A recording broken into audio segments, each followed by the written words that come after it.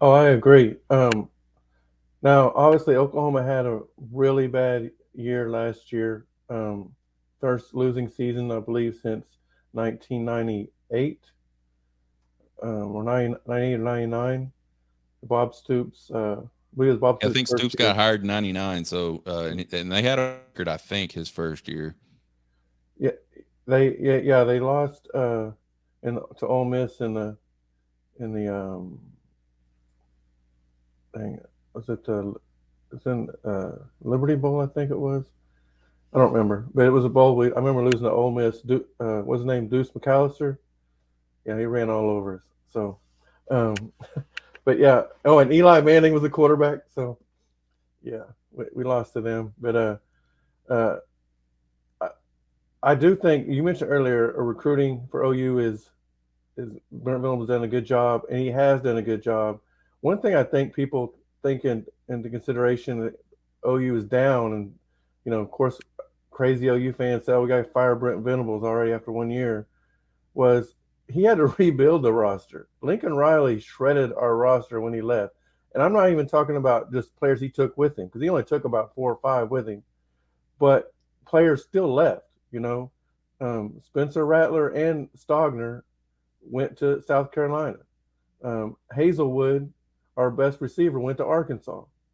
So, and there's other players too, but those are your main. Those are all starters that I mentioned that left, along with Caleb Williams and the receiver Williams that went to USC, and a couple other a defensive back that went over there too. So yeah, he shredded our roster. Venables had to come in and get people off the transfer portal, and sometimes those players aren't the best players. They shouldn't even be playing Division I football. And it was proven when our backup quarterback, Bavell, who did transfer from Pittsburgh, couldn't even throw a pass against Texas Longhorns. You know, I will say today that if we had Gabriel, we still probably would have lost to Texas. Well, we wouldn't have lost 49-0. I know that. So we probably been a lot 35-24 or something like that. But when your backup quarterback can't even throw a forward pass, that says a lot. Matter of fact, you shouldn't have been on scholarship. You probably go in the stands like they do for kickers a few times and grab a quarterback that throw better than him. So it was embarrassing. Now we got the number one, or depending on who you look at as far as recruiting wise. I know Archie Manning is considered number one high school recruit, and some, and there's others that think that Jackson Arnold is better. It don't matter who better. They both still got to prove who's better on the field. In due time, that will happen against each other. It won't be this year unless somebody gets hurt from Texas. Ewers gets hurt from Texas, or Gabriel gets hurt from Oklahoma. Neither one of those guys will see the field this year. Um, but in the future, there's going to be some great showdowns, and I think that Venables is getting the right pieces in the right place. Now, one other key thing though, to be in the SEC, you can have 11 guys on defense, 11 guys on offense that are ready to go compete in the SEC. The difference is not the first 11; it's your second 11 and your third Mhm. 11. That's what Alabama and Georgia has. They got 33 players that can line up on both sides of the ball and hit you in the mouth and knock you out. Whereas OU and Texas might have, right now, we might have, you know, eight or nine on each side of the ball, right? We don't have it, and we need to get more. And I think it's going to happen.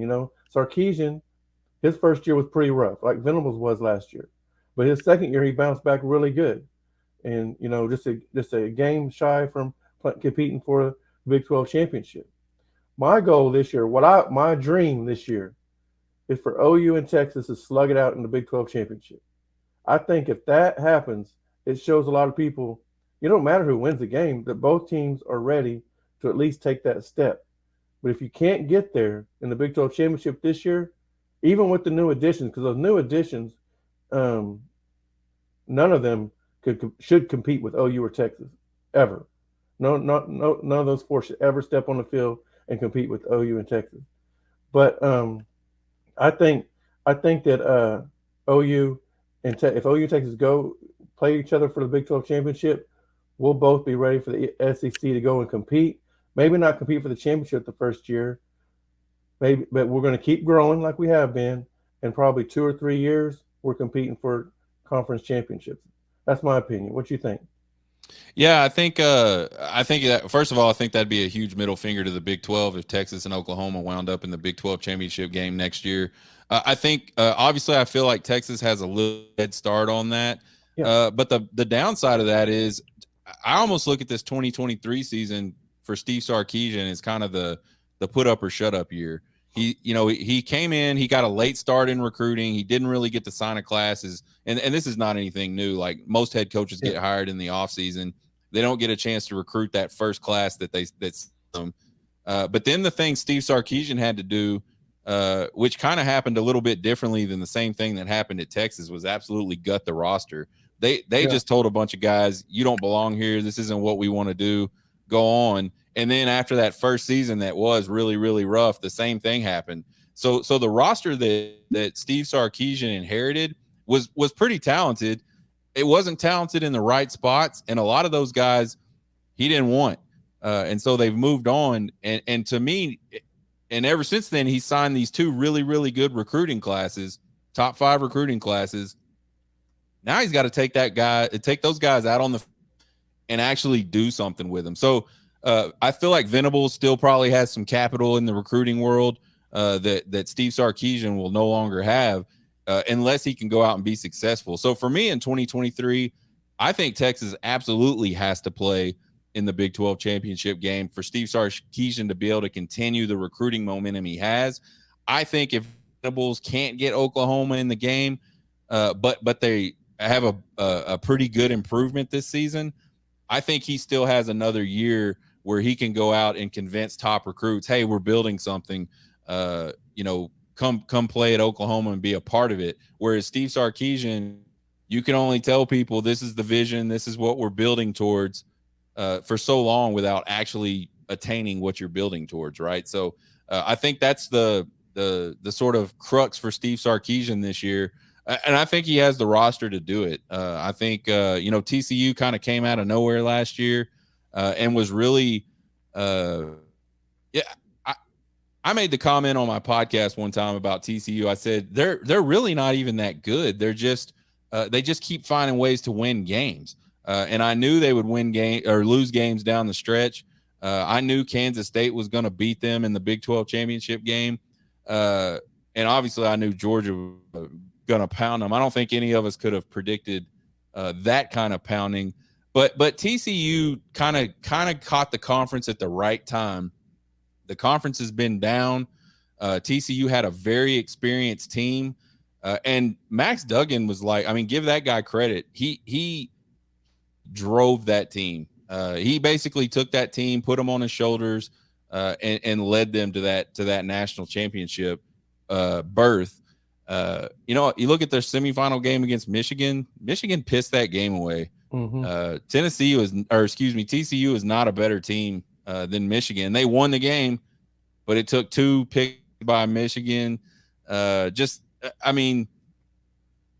don't think, and now TCU's losing a lot of guys. So they don't have all that veteran leadership like they had this year, and it's gonna make a difference for that team. I'm not saying they may still be good and they may still compete across the board in the Big 12, but they're not gonna have guys that go, I know how to win this football game. They won so many games last year just on experience, and they're not going to have that this year. So, yeah, I think you're right. I think if Texas and Oklahoma, either one can end up in that Big 12 championship game, I think it shows that they're ready to go kind of be a player in the SEC. And I'm not talking about go in there and dominate the SEC. That's not going to happen. Even the 2 teams that are the best 2 teams in the SEC right now, they have their share of problems, right? They, outside of Georgia this year, there's always seems to be a loss for the best teams in the SEC, and they get in off anyway, and then they take care of business. So,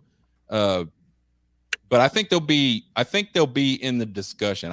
I see a lot of comments on TikTok and stuff like that about Texas and Oklahoma are going to be bottom of the barrel with Vanderbilt and Missouri, and I just think that's doesn't make any sense. It's backwards thinking. It's probably more or less just trolling, but that's okay. Right.